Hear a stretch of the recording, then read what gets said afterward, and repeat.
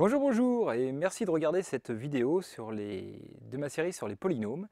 Dans celle-ci, nous allons parler de structure algébrique, de groupes, d'anneaux, de corps, d'algèbre, d'espace vectoriel, de plein de choses. Alors si vous connaissez tout ça, tant mieux, et puis ça va faire l'occasion de réviser un petit peu les différents axiomes qui définissent toutes ces structures algébriques.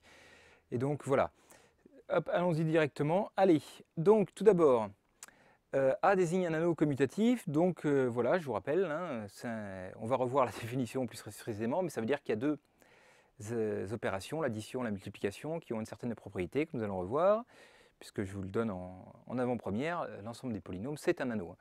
Ok, ensuite, K désigne un corps, donc un anneau dans lequel les éléments non nuls sont inversibles, pour la multiplication. Et donc A de x ou K de x, ça désigne l'anneau des polynômes à quotient dans A ou dans K. C'est-à-dire l'ensemble des suites presque nulles. Rappelez-vous, si vous ne voyez pas du tout ce que je veux dire, c'est que vous n'avez pas regardé la première vidéo de cette série, mais bon, ce que je vous incite fortement à faire. Voilà, alors, très bien. Donc, prenons deux polynômes P et Q. Alors, on peut les écrire donc, comme une somme de coefficients avec des puissances de x. Là, tout d'abord, vous allez me dire, tiens, mais c'est bizarre, attendez, pourquoi forcément n et n? Deux polynômes n'ont pas forcément le même degré. Tout à fait. Tout à fait. Et bien là, j'ai pas dit qu'ils aient le même degré, attention. Hein.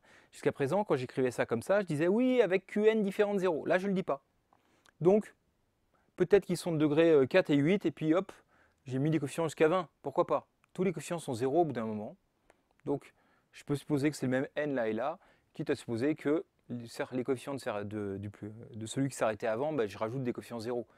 Par exemple, si c'était, je sais pas moi, x3 et x2 plus x, l'autre je dis que c'est x2 plus x plus 0 fois x3, voilà. Et j'arrive tous les deux à 3. D'accord? Donc comme ça me permet voilà, d'avoir plus de simplicité dans les notations, d'accepter que les coefficients peuvent valoir 0. Ok? Et donc alors, voilà, du coup, par exemple, pour cette notation, c'est mieux, parce que sinon je serais bien embêté s'il y avait des valeurs où il n'y a pas de... Il y a un pays, mais il n'y a pas de QI qui correspond. Alors, bon, voilà, s'il y a toujours un QI, c'est 0. S'il n'y avait pas, c'est que c'est 0, quoi. Et donc comme ça, on peut ajouter, hein, donc voilà, les termes petit à petit, vous savez bien, 2x plus 3x, ça fait 2 plus 3, 5x, voilà. Et ainsi de suite, pareil pour l'x2, x3, donc l'addition, elle est simple. Ça donne bien un polynôme, parce que même s'il y avait un nombre fini de pays et de QI qui étaient différents de 0, voilà. Au bout d'un moment, tous les pays et tous les QI sont nuls, donc forcément, tous les sommes sont nuls, et donc c'est bien une loi de composition interne. Et en plus, elle est associative, alors pourquoi? Parce que en fait, P plus Q plus R, ça consiste à faire PI plus QI plus RI après, d'accord? Mais dans un anneau, l'addition est associative. Donc, pour les valeurs PI, QI, RI, l'addition est associative, et donc l'addition est associative pour les polynômes. Ok. Donc ensuite, l'élément neutre 0, donc, qui correspond à 0 plus 0x plus 0x2 plus 0x3, ainsi de suite, hein, donc la suite nulle, pas presque nulle, complètement nulle, est un élément neutre. Pour plus, oui, si j'ajoute que des zéros, PI plus 0 tout le temps, eh bien j'obtiens bien le polynôme du départ. Donc P plus 0, ça fait bien P, 0 plus P, ça fait P, d'accord? Donc c'est un élément neutre pour la loi d'addition des polynômes. Ok, donc ensuite, quel que soit le polynôme P que je prends dans A de x, eh bien il a un opposé qui est moins P. Hein. Alors moins P, ça existe, il suffit que je mette moins PI à chaque fois. Comme PI est dans un anneau, il existe un opposé moins PI, hein, c'est dans les caractéristiques d'un anneau. Et donc le polynôme avec somme des moins PIX, donc c'est celui que j'appelle moins P, et vous savez bien, moins P plus P, moins PI plus PI, ça fait 0 tout le temps, donc moins P plus P, ça fait le polynôme nul. Donc, tout élément met un opposé, un symétrique pour la loi plus, si vous préférez. Voilà. Et la dernière propriété, c'est que l'addition étant commutative dans l'anneau, puisque je prends un anneau commutatif pour les coefficients, de base. Pas de polynôme dans les anneaux non commutatifs, d'accord? Donc, pas de polynôme à coefficient des matrices, par exemple. Voilà. Il peut y avoir des matrices de polynômes, d'accord? Des matrices dont les coefficients sont des polynômes. On peut faire des polynômes de matrices, c'est-à-dire qu'on remplace un déterminé par une matrice, mais pas des polynômes où les coefficients sont des matrices. Ça, on ne fait pas. Ok? Je ne dis pas que ça n'existe pas, hein, des polynômes à coefficients dans un anneau commutatif, mais alors pour le coup, c'est vraiment, ça tire vraiment trop dans les coins, donc moi là, j'en parle pas. Ok, donc pour nous, enfin en tout cas, même dans les anneaux non commutatifs, en tout cas, l'addition est toujours commutative, hein, donc pour ça, ça ne change pas. Hein. Donc, en tous les cas, voilà, l'addition sera toujours commutative. Et donc, le bilan de toutes ces propriétés, c'est qu'on obtient un groupe commutatif. Hein, comme vous le savez, une loi interne, associative, munie d'un élément neutre, et telle que tout élément admet un symétrique, c'est ce qu'on appelle un groupe.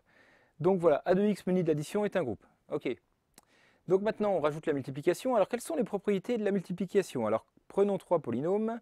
P, Q, R. Alors, même astuce, hein, j'ai mis N, N et N, même s'ils ne sont pas de même degré, d'accord? Quitte à rajouter des coefficients qui valent 0, pas m'embêter.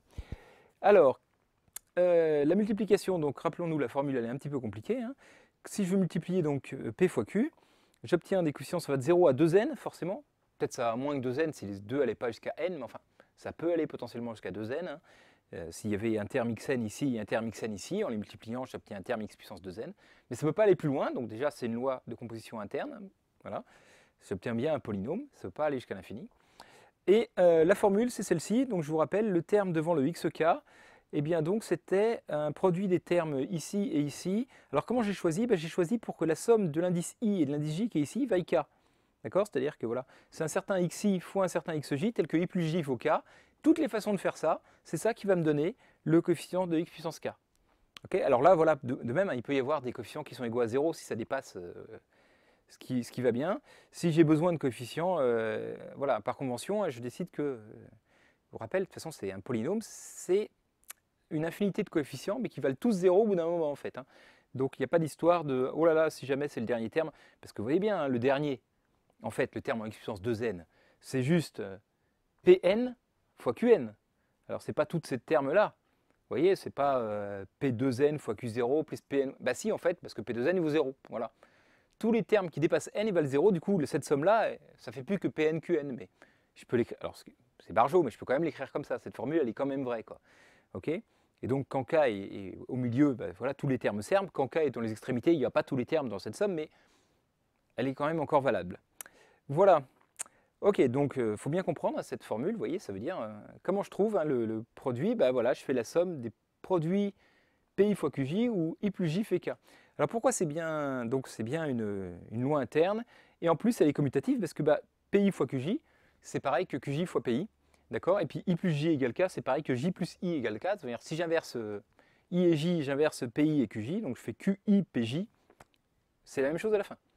Donc, ce n'est pas complètement évident, mais c'est une loi qui est commutative. Hein. La multiplication, on fait dans le sens qu'on veut.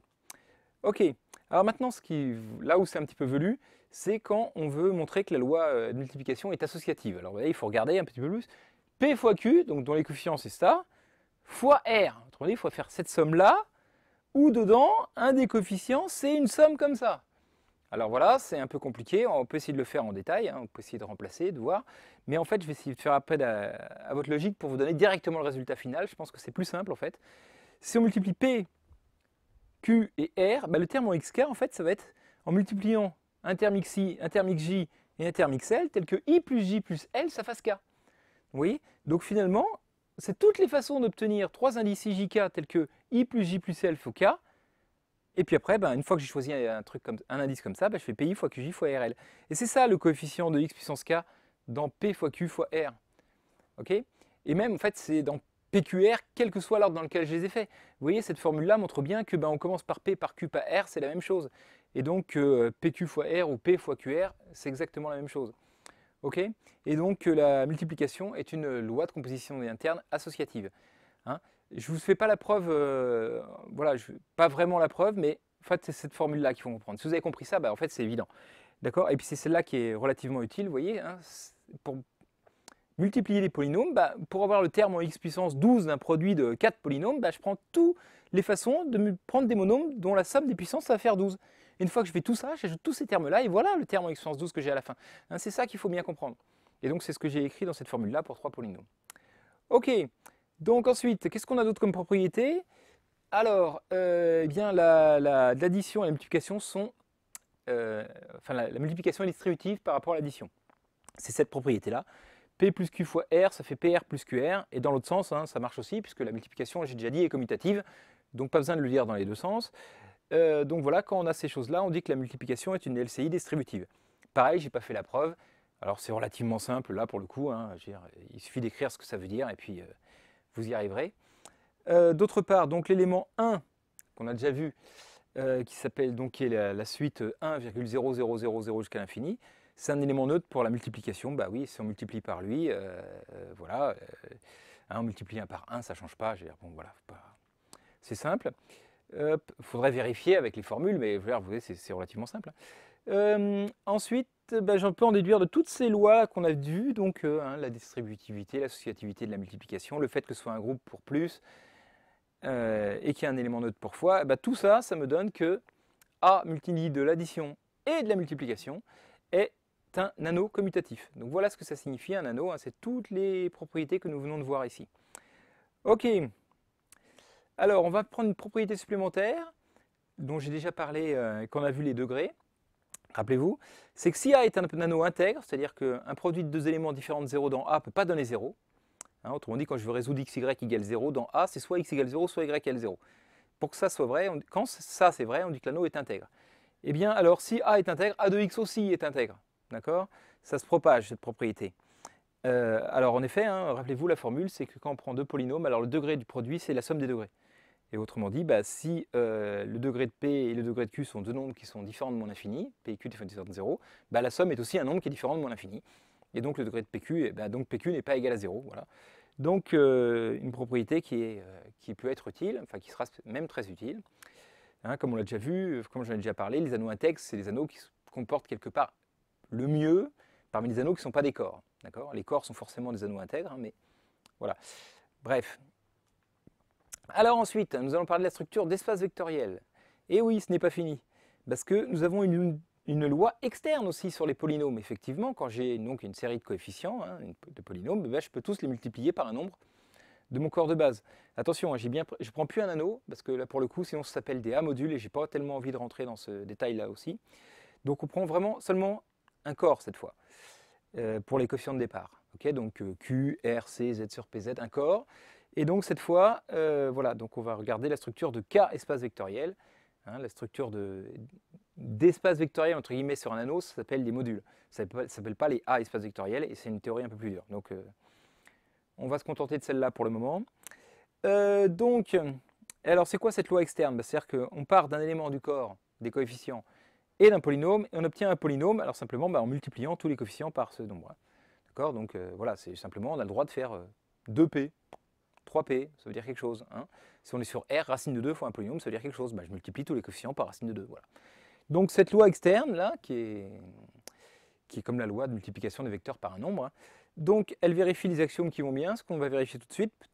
Donc je vous rappelle, hein, pour avoir un espace vectoriel, il faut déjà avoir un groupe. Ok, ça c'est fait. Pour l'addition, on a un groupe commutatif, donc ça c'est bon. Il fallait ça.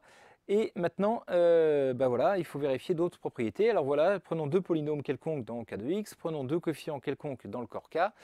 Alors, ce que je prétends, c'est que si je multiplie un nombre par P plus Q, c'est pareil que si j'ai multiplié ce nombre par P par ce nombre, Q par ce nombre et que j'ai ajouté le résultat. C'est juste une évidence. Hein. Voilà, vous faites d'abord la somme des coefficients et vous multipliez par un nombre. Vous faites d'abord chaque coefficient multiplié par un nombre et après la somme. Voilà, comme la... Donc là, il n'y a pas de problème, c'est la même chose. Ensuite, si on fait la somme des deux éléments du corps fois P, ça se distribue, c'est une évidence, c'est parce que la multiplication est distributive dans le corps. Hein. Ok. Ensuite, pour la multiplication des coefficients, donc alpha bêta fois P, c'est pareil que alpha fois bêta P. Et 1 fois P, c'est pareil que P. Oui, je multiplie tout coefficient par 1, il ne change pas, donc c'est la même chose. Voilà, bref. Toutes ces choses-là sont évidentes à vérifier, donc je ne vais pas vous faire l'insulte de vous écrire les coefficients, les trucs. Voilà. Mais par contre, ce qui est bien, c'est de savoir, c'est qu'il faut que ça vérifie tout ça. Hein. En plus d'être un groupe commutatif, il faut que tous ces axiomes soient vérifiés pour qu'on puisse conclure que K de x muni de plus et de points, donc j'ai appelé la loi externe, et donc un espace vectoriel. Donc voilà, trois structures hein, déjà sur les polynômes, groupe, anneau, espace vectoriel. Ah, qu'est-ce qui s'est passé? Oui, donc ça suffit. Non, ça suffit pas, parce qu'il y en a encore, figurez-vous. Ces polynômes, c'est pour ça que c'est un objet tellement riche, ils ont encore des propriétés supplémentaires. Vous voyez, ils sont à la fois des groupes, des anneaux, des espaces vectoriels, et en plus, il y a une relation entre la multiplication par les coefficients et la multiplication des polynômes, effectivement. Alpha bêta fois PQ, c'est alpha P fois bêta Q. Et donc, un ensemble qui a à la fois un anneau, un espace vectoriel, et qui vérifie cet axiome, est une K-algèbre. Et donc, voilà, l'ensemble des polynômes est finalement une K-algèbre. Et on peut donc les voir à la fois comme un espace vectoriel, comme un anneau, et jongler entre les deux structures. Voilà, c'est ça qui en fait leur richesse de cet ensemble. Ok, en plus une K-algèbre commutative. Parce que les matrices, par exemple, sont aussi une algèbre, mais non commutative. Ok. Alors juste pour s'amuser un petit peu, avant de conclure cette vidéo avec la structure d'espace vectoriel, voilà, si je prends juste Kn de x, donc avec le petit n ici, ça veut dire que je prends juste les polynômes dans K de x dont le degré est plus petit ou égal à n. Et bien donc ça c'est un sous-espace vectoriel de K de x, parce que effectivement la somme de deux polynômes de degré plus petit que n, comme on l'a vu, c'est forcément de degré aussi plus petit que n. Et puis la multiplication par une constante ne change pas le degré, hein, sauf si c'est 0, okay, donc ça fait degré moins l'infini, mais en tout cas c'est plus petit que n. Donc c'est bien un sous-espace vectoriel de K de x. Et puis alors c'est quoi sa dimension? Alors en fait si on réfléchit un petit peu, ça, par définition, c'est les combinaisons linéaires des éléments 1, x, x2, xn. D'accord? Donc x, je vous rappelle, c'est x puissance 0, c'est-à-dire c'est en fait la suite 1 et que des 0 derrière, hein, qu'on note comme ça. Et voilà, n'importe quel polynôme de degré plus petit qu'un n s'écrit comme une combinaison linéaire de tout ça, c'est-à-dire une somme justement de certains coefficients dans k fois ces différents éléments. C'est la définition même. Donc cette famille-là est évidemment génératrice. Ok? Maintenant, pourquoi c'est une base? C'est-à-dire pourquoi est-ce que en plus c'est une famille libre, hein? Si vous connaissez la dimension d'une base, si vous ne connaissez pas, c'est pas très grave, on le verra plus tard. Enfin, je ferai des vidéos sur les espaces vectoriels, hein, c'est prévu. Donc, pourquoi c'est une base? Pourquoi c'est une famille libre? Eh bien, en fait, c'est un phénomène plus général. Je voulais vous en profiter pour vous donner l'exemple. C'est que si on prend des familles de polynômes quelconques P1, P2, Pm, qui ont toutes des degrés différents, 2 à 2, il n'y en a pas deux qui ont le même degré, ou toutes d'évaluations différentes, ça ne change strictement rien. Eh bien, alors la famille, on dit qu'elle est échelonnée en degrés en évaluation. Donc là, c'est le cas, vous voyez, la famille 1x, x2, x3, xn, voilà, ils ont tous des degrés différents les uns des autres, hein, donc c'est un cas particulier. Eh bien, quelle que soit la famille qui vérifie cette propriété-là, elle est toujours libre. Donc en fait, cette famille-là est libre, et elle est génératrice, donc c'est une base. Et comment on peut prouver ça, hein? Une famille échelonnée en degrés, donc ils ont tous des degrés différents, ou toutes des évaluations différentes, c'est une famille libre. Alors c'est tout bête, imaginez que vous trouvez une combinaison linéaire alpha P1 plus alpha 2 P2 plus ainsi de suite, alpha MPM qui vaut 0, donc le polynôme nul. Eh bien, alors, quel est le degré de ce côté-là? P1, P2, P3, Pm ont tous des degrés différents. Donc il y en a un qui a le degré le plus grand de tous, forcément. Et donc le degré de cette expression, c'est, si c'était le Km, c'est alpha K fois le coefficient dominant de Pk. D'accord? Or, on est dans un corps, donc un produit de deux nombres différents de 0, ça ne peut pas faire 0. Or, le coefficient, comme c'est 0 à la fin, il faut bien que le coefficient du xk soit 0. Ça veut dire que alpha k est forcément égal à 0. Le coefficient devant le terme de plus haut degré est forcément nul. Mais du coup, donc ça disparaît, j'obtiens une autre suite, et ainsi de suite, je prends celui parmi ceux qui restent de degré de plus grand, le coefficient devant lui est forcément égal à 0, et ainsi de suite. Tous les coefficients, alpha 1, alpha 2, alpha m, sont égaux à 0. Je fais exactement le raisonnement avec la valuation. Cette fois, hein, je vais commencer par regarder la valuation du plus petit, celui qui est plus petit de valuation. Je dis, forcément, son coefficient est égal à 0, et ainsi de suite. Et donc, cette expression prouve que alpha 1 est égal à 0, alpha 2 égale à 0, alpha m égale à 0. Donc ça, c'est exactement, signifie que la famille P1, P2, Pm est libre. Et donc, cette famille 1, x2, xn, entre autres, on aurait pu en prendre plein d'autres. Vous voyez, si je prends 1, x-1, x-1 au carré, x-1 puissance n, même si je change, hein, 1, x-1, x-2 au carré, x-3 puissance 3, x-8 puissance n, ainsi de suite. Bref, tout ça, ça forme des bases de cet espace vectoriel, donc qui est dimension n plus 1, puisqu'il y a n plus 1 éléments dans cette base. Voilà, écoutez, c'est pas mal pour ce coup-ci. On va pouvoir maintenant attaquer la division euclidienne et d'autres réjouissances sur les polynômes. Je vous remercie de m'avoir suivi, et puis je vous dis à bientôt.